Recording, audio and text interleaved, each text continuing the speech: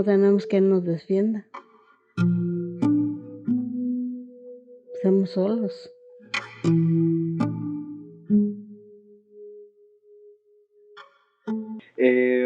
En cuestión de realización, la decisión fue tomada a partir de un silogismo que escribimos en el 2018, que dice lo siguiente: el cine es el recuerdo de la humanidad. Si un pueblo no tiene cine, entonces es un pueblo donde el tiempo no existe, ¿no?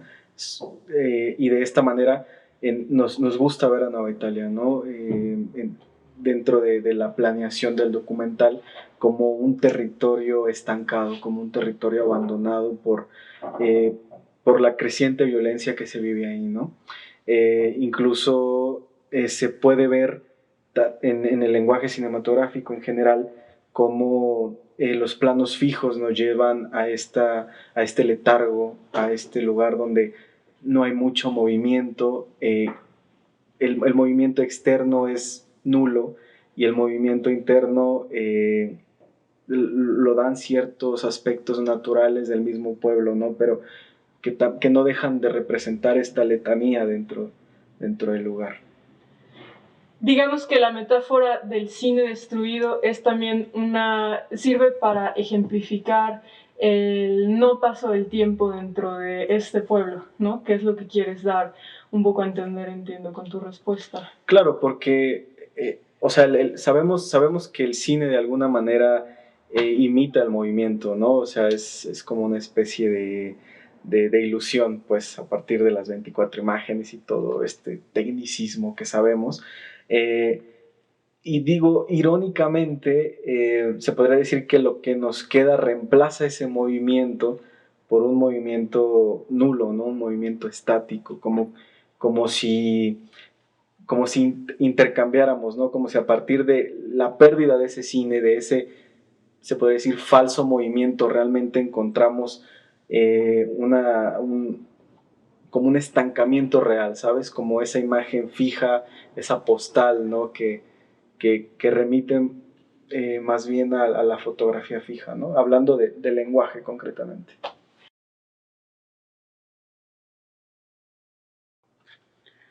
Pues desde el principio teníamos claro que no queríamos hacer como talking head, no queríamos que ver a la persona hablando, entonces consideramos la opción de ver los rostros de las personas, pero eso fue algo que descartamos más adelante, ¿no?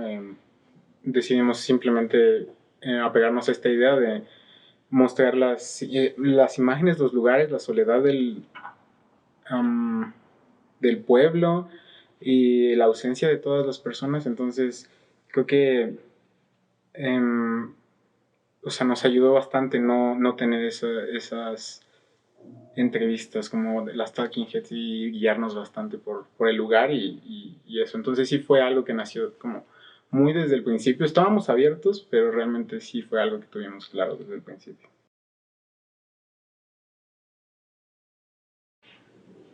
Realmente, o sea, ¿cómo lo podría llamar? O sea, el tratamiento de las entrevistas que se le dio a cada una de las personas era el mismo, ¿no? O sea, partíamos desde el amor al cine, de hablar del cine, de qué significa el cine para ti. Y dentro de esas conversaciones había mucha paja, ¿no? Podríamos llamarlo. Había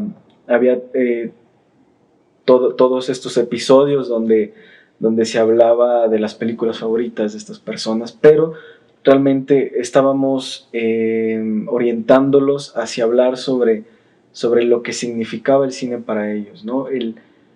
O sea, lo que significa el cine como arte para ellos, pero sobre todo lo que significaba el cine, ese espacio arquitectónico que se perdió, ¿no?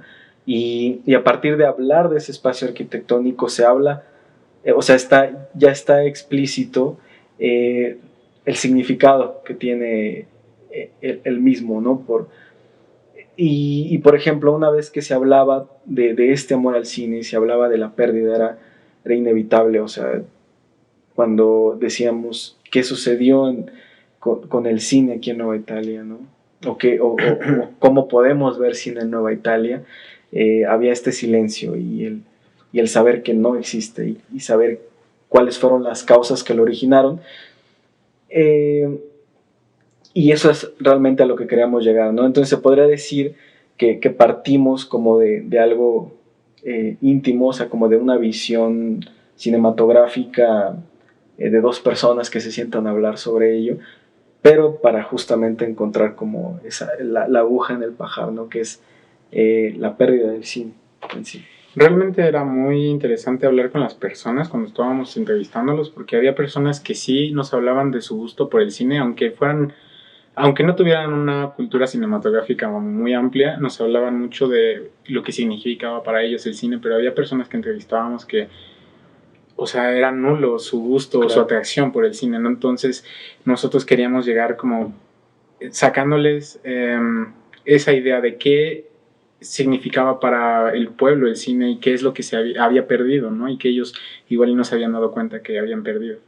Pero fue muy interesante verles distintos tipos de reacciones. Tuvimos 2 entrevistas que sacamos ya casi hasta el final del proyecto, porque una era Tarzán, que es el chico que está sentado con el tatuaje del San Judas, y él hablaba sobre irse del pueblo, ¿no? Que ya no quería estar ahí, pero la terminamos sacando, no porque no fuera importante, nos gustaba bastante, pero creíamos que ya no, o sea, que estaba como de más, como que seguíamos redundando en lo mismo. Igual la doctora. La última frase que tenemos en el documental, que es igual y tenemos lo que merecemos, es muy fuerte, ¿no? Pero realmente teníamos una entrevista que seguía después de esa, que era una doctora. Entonces nosotros sabíamos que esa frase era demasiado poderosa y por eso teníamos tanto ese debate en nosotros de si dejar ese último o dejarlo ahí, ¿no? Porque yo personalmente le comentaba a Yudel que lo sentía muy pesimista, ¿no? Sentía muy pesimista el hecho de decir tal vez tenemos lo que merecemos. Y la entrevista que teníamos después de esa era un poco más esperanzadora, ¿no? De que todo fuera a cambiar. Y a mí me gustaba eso, ¿no? Pero realmente, ya que ves todo el proyecto, es como te das cuenta de lo que está pasando y no hay manera de decir, ok, bueno, no pasa nada, después salimos de esto, porque es un problema muy grave y creo que lo logramos muy bien. Sí, o sea, no había como una razón por la cual agregarle florituras verbales a todo el discurso, ¿no? Porque al final es traicionarse a sí mismo, ¿no? O sea, hablas de todo un planteamiento de la violencia y al final tienes miedo como de ser contundente y decir así están las cosas, ¿no? Y creo que también es tener la fuerza de voluntad de decir así son, o sea, no hay por qué decir, pero mira, o sea, hay esperanza. Creo que está implícito, desde luego que la esperanza siempre va a estar ahí, pero o sea, se necesita más que eso, pues.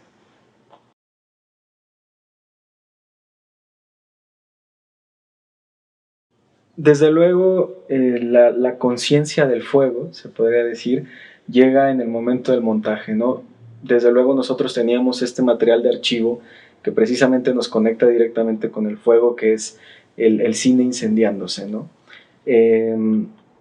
Entonces nos dimos cuenta, es de ese tipo de cosas que suceden en los rodajes, que tiene que ver con tal vez con la inconsciencia y el, no sé, como que con lo que sientes, que filmé fuegos, ¿sabes? O sea, filmamos fuegos, buscábamos fuegos, no sabíamos por qué, pero estaban ahí y los filmábamos. Entonces, quería decir al principio instinto, es un instinto, es instinto de no sé por qué estoy filmando el fuego, pero sé qué es esto lo que necesito, ¿no? Entonces, mentiría si dijera el fuego estaba completamente planeado, no, fue algo que descubrimos en la edición.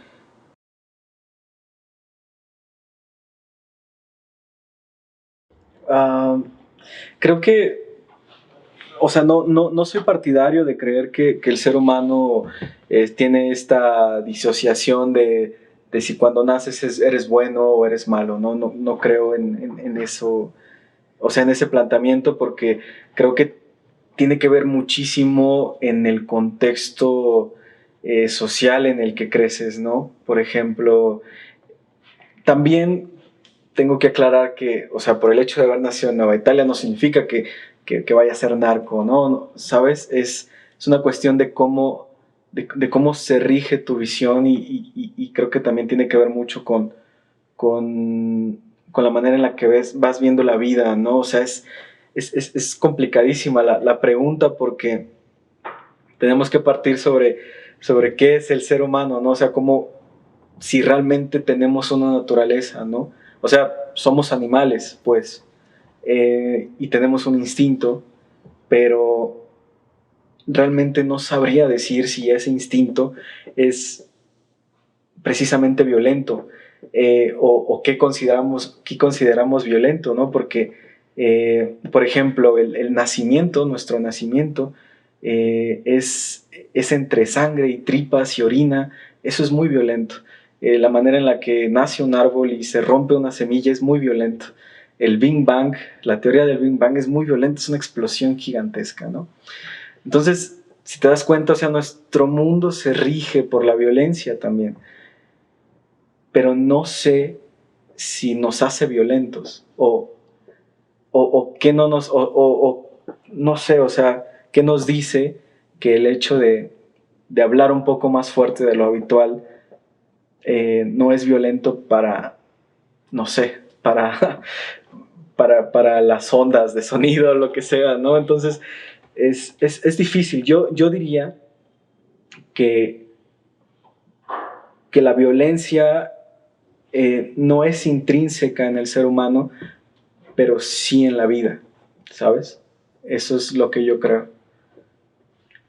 Yo sí creo que es parte de nosotros, pero tampoco creo, o sea, por ejemplo, tú lo ves desde un punto de si es bueno o es malo, ¿no? Y eso también, como tú dices, es parte bueno, de nosotros, de la sociedad y de cómo vemos las cosas. Es más como una construcción porque social. Sí. realmente sí, la violencia está en todo, ¿no? O sea, y muchas veces puede que salga en un momento en donde tú no quieres ser violento, ¿sabes? Solo existe esa violencia por la naturaleza del momento, de lo que esté pasando. Entonces, creo que sí es una parte de nosotros.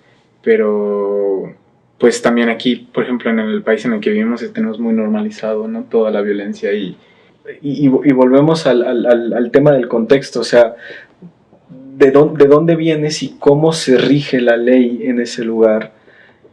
Para que tú reacciones de una manera distinta que tú reacciones de una o tal manera en una situación, ¿no? Por ejemplo, lo vemos en la naturaleza todo el tiempo, la típica escena donde el león caza a su presa, ¿no? Es un evento precioso, pero también es violento, o sea...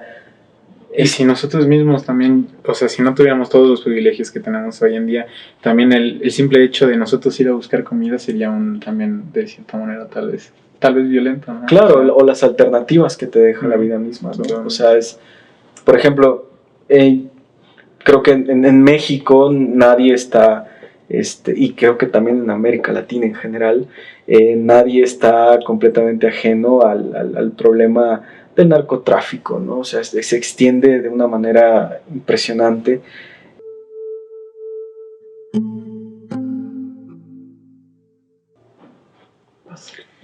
Pues, o sea, va a sonar como muy cliché, pero es algo que a mí me ayudó, ¿no? O sea, realmente, nosotros no pensábamos que el documental fuera a llegar tan lejos como está llegando ahorita, entonces, creo que, pues sí, es como esta típica frase de no rendirse, de seguir haciendo las cosas, ¿no? No importa, no sabes qué vaya a pasar con ello, pero si sigues haciendo cosas, o sea, sabes que te estás dirigiendo a algún lado, entonces siento que eso es algo que nos ha ayudado a los dos, ¿no? Seguir adelante. Eso se lo podría decir a todas las personas que quieran seguir haciendo cine, a los estudiantes y todo. Sí, yo también a las y los realizadores en general, creo que el consejo más, el mejor consejo que les puedo dar es que partan de lo personal, siempre, de la sinceridad, de lo que lastima, de lo que duele, de lo que preocupa, de lo que te hace muy feliz o lo que te hace muy triste ¿sabes? Aquello que realmente está en tu día a día, es algo que, o sea, es algo que no importa qué día sea, no importa qué tan pesado, qué tan ligero haya sido tu día, lo tienes en tu cabeza, ¿no? O sea, hay que hablar de eso, siempre hay que hablar de lo que de lo que se nos mueve aquí adentro, ¿no? A veces, muchas veces queremos acaparar mucho cuando vamos empezando, queremos de hablar de un montón de cosas que nos interesan, pero que tal vez no son tan propias. Y yo el mejor consejo que les puedo dar es que comiencen de aquí para afuera, en lugar de afuera para adentro, ¿sabes?